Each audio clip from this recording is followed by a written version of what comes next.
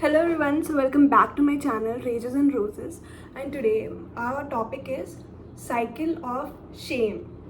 What is cycle of shame? तो cycle of shame का मतलब यही है। पहले तो cycle of shame means cycle means गोल गोल घूम रहा है और वो एक ही जगह पे आ रहा है, और वो एक पर्टिकुलर पॉइंट जिस पे वो आ रहा है वो क्या है? वो है ऑब्जेक्टिफिकेशन। ठीक है, और वो साइकिल कहाँ से कहाँ जा रहा है? वो साइकिल आपके घर से बाहर से अंदर तक आ रहा है, घर तक आ रहा है, और फिर घर के बाहर जा रहा है। मतलब कि आपका ऑब्जेक्टिफिकेशन घर के बाहर भी हो रहा है और घर के अंदर भी हो रहा है। घर के बाहर तो सुना होगा, बट घर के अंदर कैसे हो रहा है ये भी बताएंगे, सब चीज़ बताएंगे। आपको तो पता ही होगा कि अगर आप कोई पर्टिकुलर क्लोथ पहन के जो छोटा है, या फिर कुछ ऐसा क्लोथ जो ट्रेडिशनल नहीं है, अगर आप ये सब पहन के फ़ोटो डालो, या फिर अगर बाहर जाओ, या फिर आपका किसी लड़के के साथ रिलेशनशिप हो, ठीक है, और घर वालों को पता चल गया, ठीक है, तो वो आपको सपोर्ट करने के बजाय वो आपको ब्लेम करते हैं और ये कहते हैं कि तुम ऐसा अगर कपड़ा पहनोगी, अगर तुम ये बिहेवियर रखोगी, तो बाहर वाले तो ऐसा बोलेंगे ही ना। तो कई बार ऐसा हो जाता है कि हम लोग के साथ कुछ बुरा होता है, वुमेन के साथ कुछ बुरा होता है जिसमें उनका कोई गलती नहीं है, बाहर वालों का गलती है, बट वो डरते हैं घर पे बताने के लिए। ठीक है, और क्यों डरते हैं? क्योंकि उनको लगता है कि हमारा इज्जत, जो शेम वर्ड है, मतलब इज्जत हमारा ख़राब हो जाएगा, या फिर घर वाले सोचेंगे कि उनका इज्जत ख़राब हो रहा है और वो हमें ही डांटेंगे। तो इससे क्या होता है, एक साइकिल ऑफ शेम बन रहा होता है। आपके अंदर एक शेम हो जाता है जो कि बाहर के लोगों के बिहेवियर के कारण भी है, और घर के बिहेवियर के लोगों के कारण भी है। बाहर के लोग भी आपको मान लो जस्टिफाई किए, आपको लगा कि यार अब तो लोग जस्टिफाई कर रहे हैं, अब किसको बताए। कोई भी चीज़ अगर किसी फैमिली मेम्बर के साथ, अगर कोई बच्चे के साथ, कोई भी फैमिली में अगर कुछ बुरा होता है, तो सबसे पहले हमें क्या सिखाया जाता है कि घर पर जाके बताओ। ठीक है, अपने मम्मी पापा को बताओ, है ना, ये सिखाया जाता है। तो हम लोग, लेकिन लड़कियां के लिए ये चीज़ सही, मतलब ये चीज़ पूरा हम लोग उसको कर नहीं पाते हैं।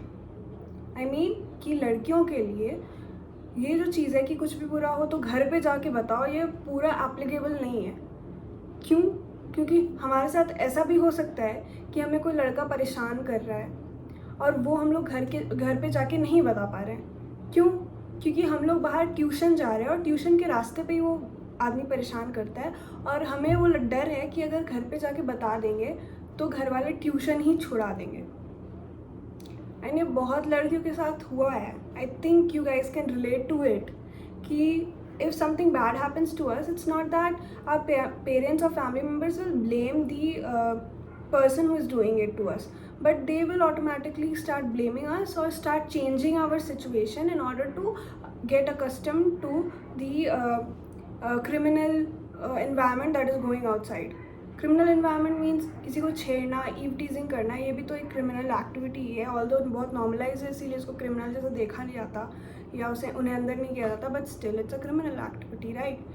सो इससे क्या होता है कि लड़कियों के मन में एक बहुत अकेलापन आ जाता है, एक लोनलीनेस होता है कि even if they are going through something, they have no one to talk to, they can't express their feelings to anyone else in their family, because they know कि if they express, they have this fear inside them कि if they express, तो mummy या पापा या सामने वाला कोई भी फैमिली मेम्बर उनका जो चीज़ है उसको कर्टेल करने लगेगा, वो लड़की का फ्रीडम को कर्टेल करने लगेगा, मेरे फ्रीडम को कर्टेल करने लगेगा, इंस्टेड ऑफ कि हाँ उस लड़के को पकड़े, उस लड़के से पूछे कि ऐसा तुम क्यों कर रहे हो। ठीक है, तो ये एक सोसाइटी का, एक पेट्रियार्कल सोसाइटी का एक बहुत स्मार्ट वेपन है in order to maintain patriarchy, कि वो ख़त्म ना हो।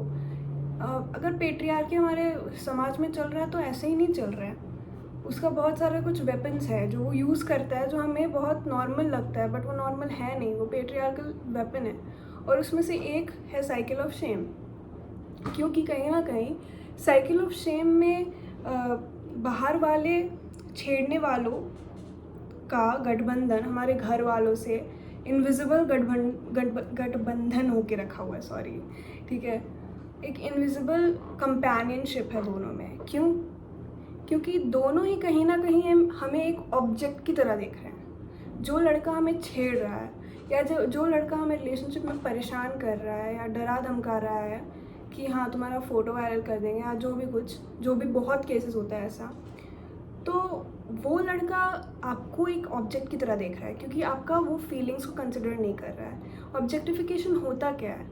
अगर कोई इंसान आपका फीलिंग्स को कंसिडर ना करे, आपका इंडिविजुअल कैपेसिटी को कंसिडर ना करे, आपका इंडिविजुअलिटी को कंसिडर ना करे, आप एक ह्यूमन बीइंग हो, आप एक इंसान हो, उस चीज़ को ना समझे और आपको बस एक ऑब्जेक्ट, एक सामान की तरह देखे कि ये लड़की मेरे सेक्सुअल फुलफिलमेंट के लिए है या फिर मेरे काम करवाने के लिए है, जो भी और रीजंस हो सकता है, इस चीज़ के लिए आपको देखे और आपके इंडिविजुअलिटी के लिए ना देखे कि हाँ ये एक लड़की है, इसका भी अपना कुछ ड्रीम्स है, इसका भी अपना कुछ एस्पिरेशन है, इसका भी अपना कुछ वांट्स है, नीड्स है, ये सब ना देखे और आपको वैसे देखे कि हाँ ये बस मेरे सेक्सुअल फुलफिलमेंट के लिए है या फिर ये बस मेरे अपने ही सेल्फिश नीड्स के लिए। तो दैट इज़ ऑब्जेक्टिफिकेशन। ओके, बाहर वाले तो करते ही हैं हमें ऑब्जेक्टिफाई, बट घर वाले भी करते हैं। अब आपको लगेगा घर वाले थोड़ी करते हैं, घर वाले कैसे कर सकते हैं, माँ बाप तो सब ऐसा थोड़ी कर सकते हैं, बट घर वालों का वे अलग होता है, ठीक है, इसीलिए हमें दिखता नहीं हो, हम उसको ऑब्जेक्टिफिकेशन नहीं कहते क्योंकि उनका वे अलग होता है।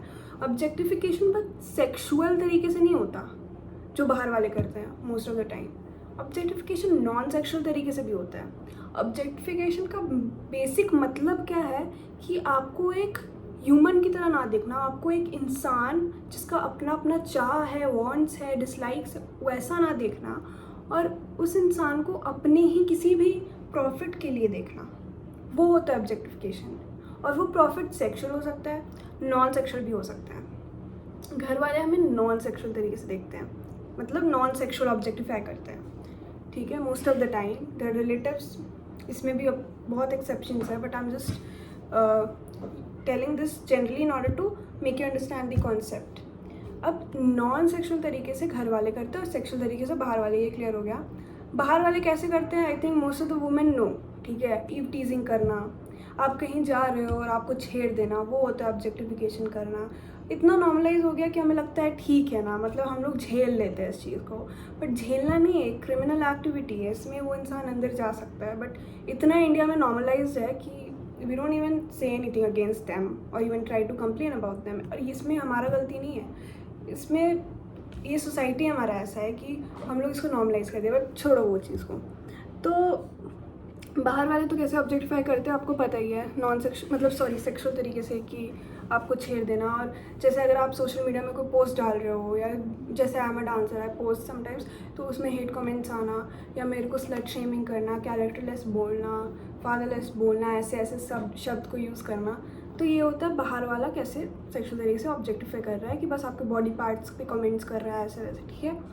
अब घर वाले भी ऑब्जेक्टिफाई कर रहे हैं कहीं ना कहीं, तभी ये चीज़ ऑब्जेक्टिफिकेशन अभी भी है सोसाइटी में, क्योंकि घर वाले का भी सहमति है इस चीज़ में।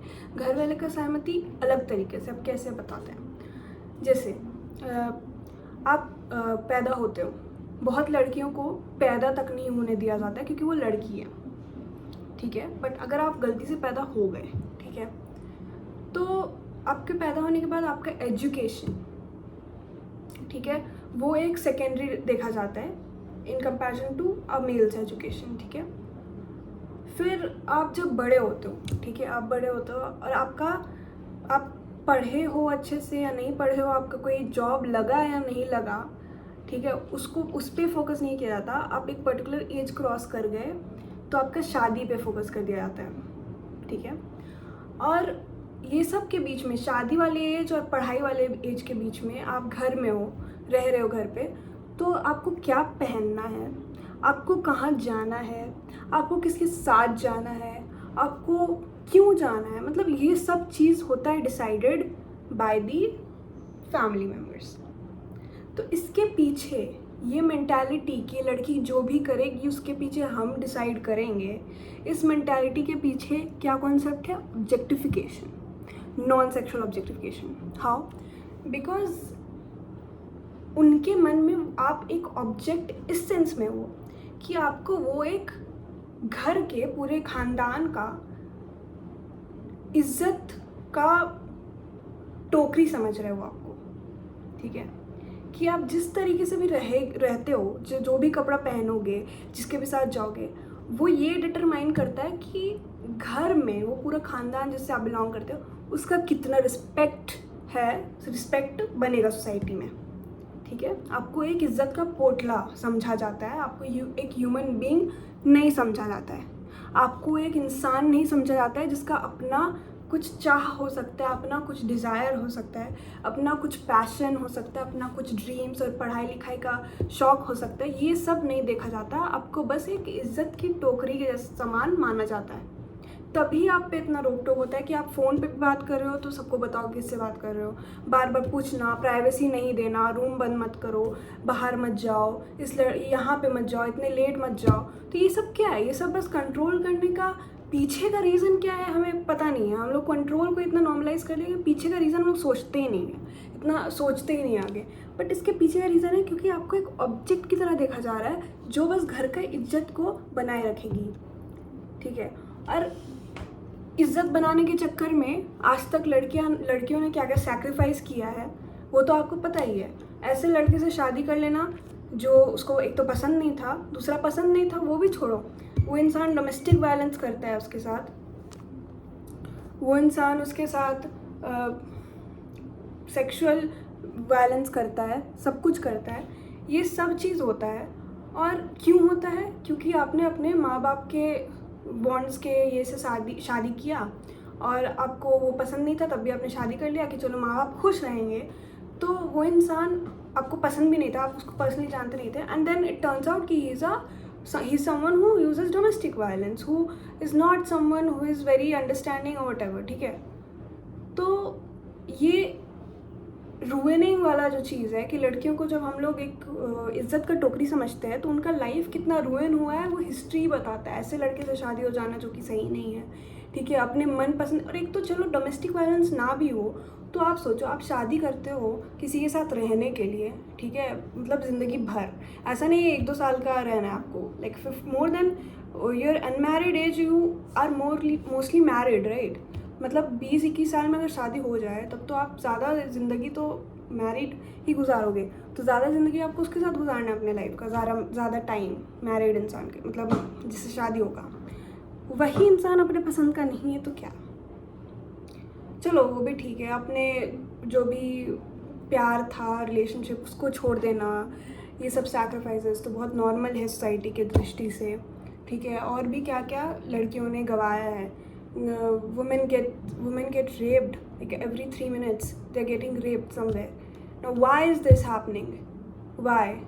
अगर घर वाले अंडरस्टैंडिंग हो कि नहीं, उनको समझ में आए कि ये सब चीज़ के पीछे, रेप्स के पीछे पेट्रियार्की का हाथ है, और वो अपने घर से पेट्रियार्की जब तक नहीं हटाएंगे ना तब तक ये सब केसेस बंद नहीं होगा। हमें लगता है कि वो इंसान दानव था जो रेप किया, नहीं, वो दानव नहीं था, वो एक ह्यूमन था जो आपके घर से ही निकला है। आपको लगता है वो आपका बच्चा नहीं है, आपका बच्चा तो ऐसा कर ही नहीं सकता, बट आपको क्या पता उसका माइंडसेट कैसा है, क्या क्या नहीं है। उसको बचपन से आपने सिखाया कि लड़कियां कमज़ोर होती है, लड़कियों में उतना स्ट्रेंथ नहीं होता है, आपको लड़कियों की जैसा रोना नहीं है, लड़कियों का कुछ बोलने का महत्व नहीं होता है, वो क्या बोले नहीं बोले इट डजेंट मैटर, क्योंकि आपने उस बच्चे ने नहीं देखा कि उसकी मम्मी का कुछ सुना नहीं जाता है, उसके घर में जितनी भी लड़कियाँ उनका कुछ सुना नहीं जाता है, उन पर रोका टोका जाता है। तो आप उस लड़के ने तो ये चीज़ अपने दिमाग में सही मान लिया ना कि हाँ लड़कियों को टोकना कुछ गलत नहीं है या फिर ये सब नॉर्मल है। तो वो बाहर जाएगा और वो देखेगा कि 12 बजे एक लड़की बाहर घूम रही है, तो उसको तो लगेगा ये लड़की अपने घर वालों का बात नहीं मानी, इसी का गलती है, बाहर निकली, तो if she gets raped it's not my fault, it's her fault. I mean it's not that difficult to understand why so many rapes are happening, because of this mindset that we all have in our society, that this patriarchy। अगर बाहर में rape हो रहा है, अगर बाहर में इस लड़की को ऑब्जेक्टिफिकेशन किया जा रहा है और वो ऑब्जेक्टिफिकेशन इतना बड़ा है कि वो रेप भी हो रहा है, तो इसका मतलब ये नहीं है कि वो बस बाहर का इशू है, वो बाहर का issue is deeply connected to घर का इशू, एंड दोनों में एक कॉमन चीज़ है, वो है ऑब्जेक्टिफिकेशन। बाहर वाला भी ऑब्जेक्टिफाई कर रहा है उस लड़की को, आप भी अपनी बेटियों को ऑब्जेक्टिफाई कर रहे हो, वे अलग हो सकता है बट कर रहे हो। और वो दोनों जब हाथ मिला लेते हैं ना, बाहर का ऑब्जेक्टिफिकेशन, घर का ऑब्जेक्टिफिकेशन हाथ मिलाता है, और तब होता है रेप, तब होता है इतना सारा violence against women. It's not that difficult to understand. जब भी आपने देखा होगा कि रेप का न्यूज़ आ रहा है तो एवरीवन्स लाइक कैसा आदमी था, कि ये था वो था। आई एम लाइक, मेरे घर में भी, बट आई एम लाइक, ऐसा नहीं कि वो एलियन कहीं मार्स से आके रेप कर दिया, उसको दिमाग नहीं था। कोई भी आदमी अगर ऐसा कर रहा है ना, तो उसका बचपन से ही दिमाग वैसे शेप हुआ है कि लड़कियों को कोई वैल्यू नहीं होता है। और वो कौन सिखाएगा उनको? माँ बाप, और कौन? संस्कार में सबसे पहले तो हमें जो बोलते हैं ना कि संस्कारी बनो, संस्कार का तो पहले डेफिनेशन बदलना होगा। अगर संस्कार का मतलब ये है ना कि अगर लड़कियां, संस्कार का मतलब अगर ये है कि लड़कियों का कुछ वैल्यू नहीं होता है, लड़कियों को चुप रहना चाहिए, लड़कियों को कपड़े अपने ढंग से पहनना चाहिए और इस पर्टिकुलर टाइम बाहर नहीं लगे, अगर संस्कार का मतलब ये है तो रेप नहीं रुकेगा। क्योंकि ऐसा रूल्स अगर आप लड़कियों में डाल रहे हो और आप अपने बेटे के सामने डाल रहे हो एकदम खुल्लम खुला, तो उसको तो यही लगेगा ना कि हाँ भाई ये सब लड़कियों पर रेस्ट्रिक्शंस होना सही है। तो बाहर में कोई अपनी बहन नहीं हो, दूसरी की बहन हो, उसको देखेगा तो उसको तो यही लगेगा कि हाँ भाई इसी का गलती है, तो अब इसके साथ कुछ होगा तो उसी का गलती है। एंड फिर जब रेप होता है तो बस वो आदमी तो वही सोच के किया ना रेप की, उसका गलती है। अब जब रेप हो भी जाता है ना, तो हमारे घर वाले या हमारे सोसाइटी के लोग वो भी उस लड़के को ब्लेम करते हैं, कितने रात में निकली तो होगा ही, इतने वो में। आप ज़्यादा आप सुने होंगे अपने आसपास वाले लोगों के सामने ही, आप उनसे ही सुनोगे, आसपास वाले लोगों से ही सुने होंगे कि हाँ विक्टिम ब्लेमिंग कर रहा है, उस लड़की को ब्लेम कर रहे हैं कि उतने रात में क्यों निकली, या ऐसे क्यों निकली, वो क्यों नहीं। तो आप, हमको नहीं लगता, आप अगर इंडिया में रह रहे हो तो आप ये मेंटालिटी अपने आसपास पक्का देखे होगे, अपने घर में देखे होगे कि हाँ विक्टिम ब्लेमिंग चल रहा है या फिर ऐसे ऐसे, ठीक है। तो अगर ऐसा बैलेंस रेपिस्ट मेंटालिटी वाले लोग हैं तो उनका जन्म कहीं अलग से किसी कोठरे में नहीं हो रहा है। It's happening in our own homes, ठीक है। It's happening in the place where patriarchy persists even in 1%. If it persists, it does influence a man's mind to think like that. And if we don't stop it, if we don't start it from our own homes, then there's no way these rapes will stop. It's all about the mindset. It's not something जो कि एक outdate, मतलब out of the world concept है rape करना, और rape वाले लोग जो दानव है वो कहीं हेल से आए, ऐसा नहीं है। वो हमारे घर से हो रहे हैं ऐसे लोग। There are so many women. Let's touch this topic also in this video about the topic जो होता है कि रिलेटिव जो सेक्सुअल हरासमेंट करते हैं अपनी रिलेटिव के साथ, अपनी बच्ची रिलेटिव, छोटी बच्ची के साथ जो अपने घर पे। What about that? How is that happening? कितना स्टैटिस्टिक्स बताता है कि ज़्यादा रेप और ज़्यादा सेक्सुअल हरासमेंट उनसे ही होता है जो जान पहचान वाले हो। तो हमको अभी तक ये दिख क्यों नहीं रहा है? हम लोग अभी तक अंधे क्यों हैं कि जो भी प्रॉब्लम का जड़ है वो हमारे घर में ही है। स्टैटिस्टिक्स भी ये चीज़ बता रहा है कि हमारे घर में ही है, हमारे घर के ही लोग ज़्यादा ऐसा अपने घर के ही लड़की के साथ ऐसा करते हैं। हम लोग अपने घर को ही जब तक रिफॉर्म नहीं करेंगे, हम लोग अपने घर में जब तक बोलेंगे नहीं कि ये गलत है, तो कैसे होगा सब चीज़ सही? वो रेप तो एकदम फेमस हो जाता है जो बाहर स्ट्रेंजर्स ने किया, ठीक है, और होना भी चाहिए। लेकिन वो रेप उतना फेमस नहीं होता जो घर में हुआ, क्योंकि घर वाले जो लड़कियां होती है जिनके साथ रिलेटिव्स ने किया, वो पहले बताने से डरती हैं।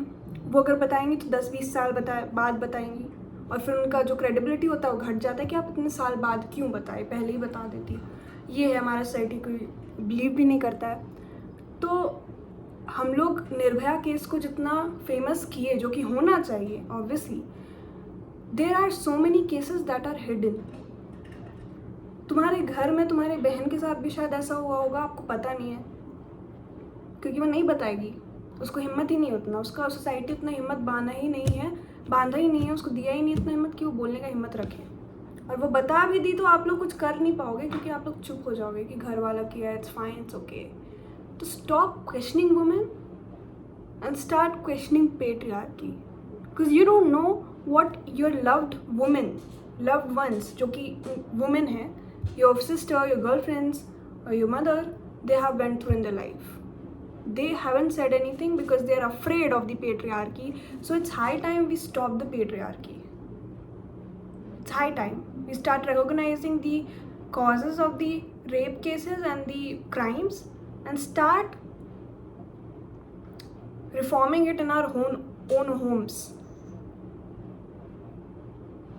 इट्स नॉट समथिंग जो कि बाहर स्ट्रीट्स पे रिफॉर्म हो सकता है. नहीं, ये अपने घर पे ही होगा, क्योंकि घर से ही निकल रहा है. स्टैटिस्टिक्स भी कहता है कि घर पे ज़्यादा सेक्सुअल हरासमेंट उनसे होता है जो आप जानते हो जिनको.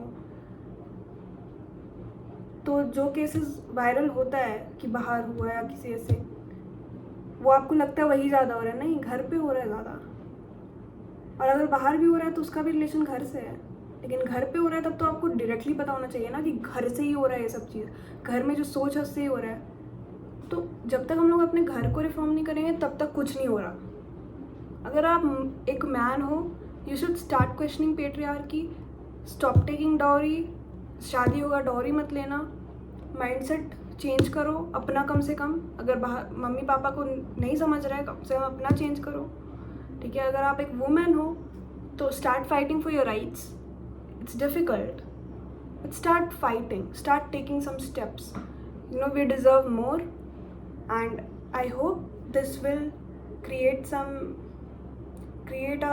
environment where this video will create an environment where people start questioning, at least thinking about it, कि जो बाहर हो रहा है उसका डायरेक्ट रिलेशन हमारे घर से है. हम लोग एक दूसरे को ब्लेम नहीं कर सकते कि उसका घर का में संस्कार नहीं था तभी रेप किया. नहीं, इंडियन सेंट्रिक प्रॉब्लम है. हर इंडियन घर में ऐसा होता है. जो टॉप 1% होगा ना, जो बहुत इवॉल्व हो गया घर, उसमें उनमें नहीं होता होगा, बट है हम सब में है. तो ये चीज़ को देखो, परखो और अपने माइंड में कम से कम क्वेश्चन करना स्टार्ट करो. That's it. So thank you for this video and I hope you liked it and I hope this kind of ignited a fire inside you which needs to be ignited because it's all about the mindset. I believe कितना भी laws बना लो, अगर mindset सही नहीं है तो कुछ नहीं होने वाला. So that was my message in this video, and I hope you understood the concept of cycle of shame, which will only be resolved when we start questioning the patriarchy in our own homes. जब तक हम लोग अपने women के लिए घर पे एक हेल्दी इन्वायरमेंट नहीं बनाएंगे तब तक वो डरी ही रहेंगी और तब तक ऐसे केसेस वो दबे ही रहेंगे. तो उनके साथ बाहर तो बहुत सारा ऑपरेशन हो रहा है, बाहर तो बहुत सारा दिक्कत हो रहा है. कम से कम घर पे ऐसा इन्वायरमेंट बनाओ जहाँ वो बोल सके, और हम लोग भी ऐसा स्टेप्स लें जहाँ पे अगर उनके साथ कुछ गलत हुआ है तो तुरंत उस चीज़ को रिजॉल्व करें. इतना हिम्मत हो, और लॉ भी तभी स्ट्रॉन्ग होगा जब हम लोग इस चीज़ के अगेंस्ट ज़्यादा स्ट्रांगली बोलेंगे. Thank you. बाय.